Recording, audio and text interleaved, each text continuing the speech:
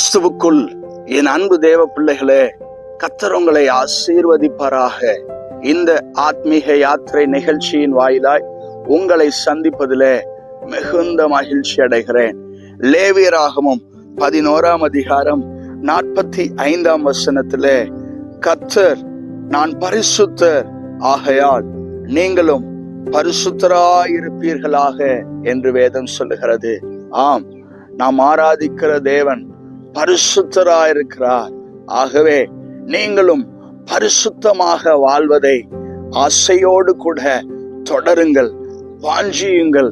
உங்கள் நடக்கையிலே பரிசுத்தம், உங்கள் பார்வையிலே பரிசுத்தம், உங்கள் எண்ணத்திலே பரிசுத்தம், ஒரு பரிசுத்த வாழ்க்கை வாழ கர்த்தர் உங்களுக்கு அனுக்கிரகம் செய்வாராக. பரிசுத்தமாக வாழ்வதை உங்களுடைய வாஞ்சியாக, உங்களுடைய இரத்தம், நரம்பு, நாணங்கள், உங்களுடைய ஆவி, ஆத்மா, சரீரம் பரிசுத்தத்தையே வாஞ்சிக்கத்தக்கதாக உங்களுடைய வாழ்க்கை முழுவதுமாக கர்த்தருக்கு அர்ப்பணித்து வாழுங்கள். நிச்சயமாக கர்த்தர் உங்களை ஆசீர்வதிப்பார். உங்களுக்குள்ளாக வருகிற உதிக்கிற பரிசுத்தத்தின் வெளிச்சத்தை கண்டு உதிக்கிற உங்கள் ஒளியினிடத்துல ராஜாக்கள் வருவார்கள் என்ற வார்த்தையின்படியே கர்த்தர் அநேகரை உங்கள் பக்கமாக இழுத்து கொண்டு வருவார்.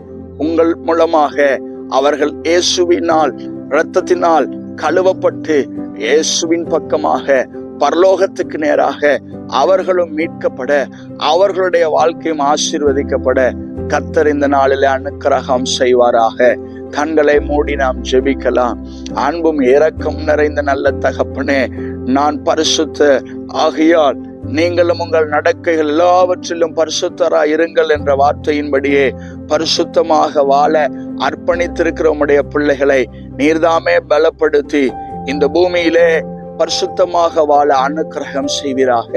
பரிசுத்தமாக வாழ்வதின் மூலமாக காணப்படுகிற வெளிச்சத்திலே அநேகரை இவர்கள் பக்கமாக திருப்பும் போது வருகிற ஒவ்வொரு பிள்ளைகளுக்கும் இயேசுவினுடைய அன்பை அறிவித்து அவர்களை பரிசுத்தத்துக்கு நேராக வழிநடத்த கிருபைகளை கட்டளையிடும்படியாக ஜெபிக்கிறோம். இயேசு கிறிஸ்துவின் இன்ப நாமத்தில் ஜெபிக்கிறோம் நல்ல பிதாவே, ஆமென். God bless you. கர்த்தர் உங்களை ஆசீர்வதிப்பாராக. ஆமென்.